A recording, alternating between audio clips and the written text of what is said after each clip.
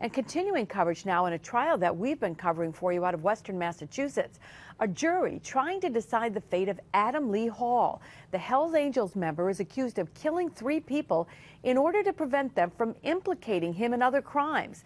Matt Markham has been following this trial for us, and he joins us live now in Springfield where it's taking place. And Matt, what's been happening today? Well, Liz, not a terrible lot, but I can tell you at least that the mood around the courthouse, at least to me, appears to be a kind of nervous anticipation among the attorneys in this case and family members of both the defendant and the victims who have been around this courthouse. And I can also presume with some degree of certainty that the jury is taking very great care to arrive at its verdict. They got the case on Monday, and there are 19 charges that they must consider, including murder in the case of Adam Lee Hall. And the DA called those murders cruel and hate-filled.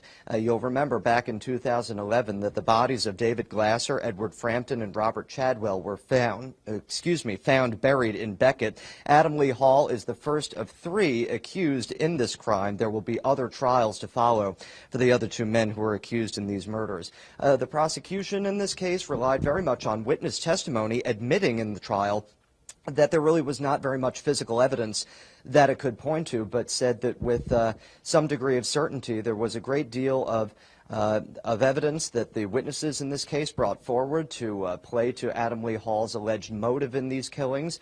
And the defense took it as an opportunity to say, well, there really is no physical evidence, and the Commonwealth didn't make its case and ended up only bringing 1 witness forward in its argument. I was speaking a little bit earlier to one of Robert Chadwell's relatives, his sister, who told me that at the time that the murders happened, and ever since, she's been fighting to get over the nightmares she's been having, the nightmares she's been living, in fact, living without her brother, trying to make sense of what happened. She said that she's come to some kind of a place of peace after 2011, but this trial and the subsequent days of jury deliberations have made that process even harder for her. So she and us are waiting for a verdict. It may come today, it's hard to tell.